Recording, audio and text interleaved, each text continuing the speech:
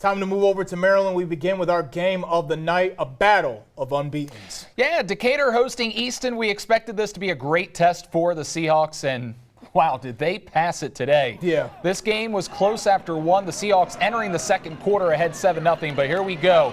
Vernon DeShields barreling his way in for 6. We know about that Decatur offense, but let's give the defense a lot of credit here. Mike O'Connor passing 20 times tonight. He completed 7 for 27 yards. Here's Trey Dorn on this interception. Decatur eventually scores on the ensuing drive.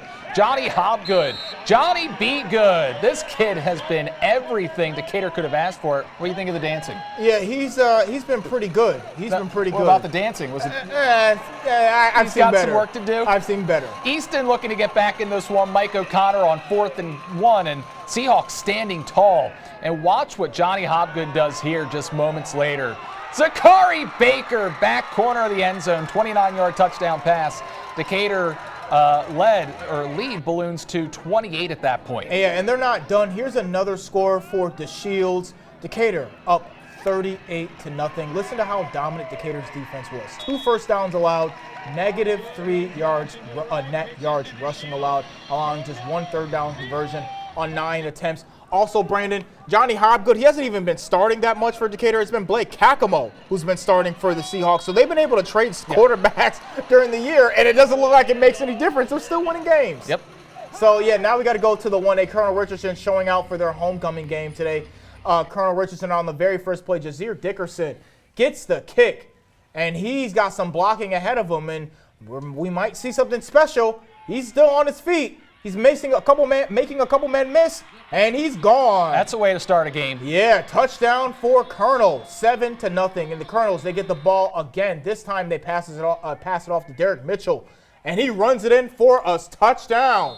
On his back, 15-0. They keep it going. Colonel, the ball again, another score. Taryn Hammond running it in himself.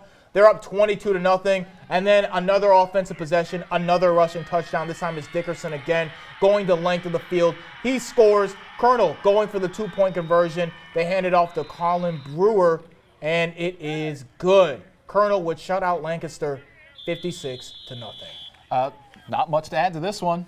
Good job by Colonel. Yeah, I mean, they did what they were supposed to do. They whooped their behind. All right, now to North Carolina, hoping to start HoCo on a good note with a win as we tune in. Queen Anne's up 6-0 on the Bulldogs. Corey Bunce with the ball, passes off to Darian Somerville. He'll catch and get some good yardage. Quarterback sneaks his way in for the score. Bulldogs tying things up at 6. Carter Hercher trying to get back on top here, looking for his own big play. Deep pass, one-handed grab to Darian Thompson. Flash. They call him Flash for a reason. And now looking for another big play. It's Hercher launching it. Caught by Amari Baynard. He'll run out of bounds here. The Lions trying to run up the field, but they would get stopped by the Bulldog defense. There weren't going to be many Bulldog stops late in this one, though, as Queen Anne's was up 36-6 in the middle of the fourth quarter.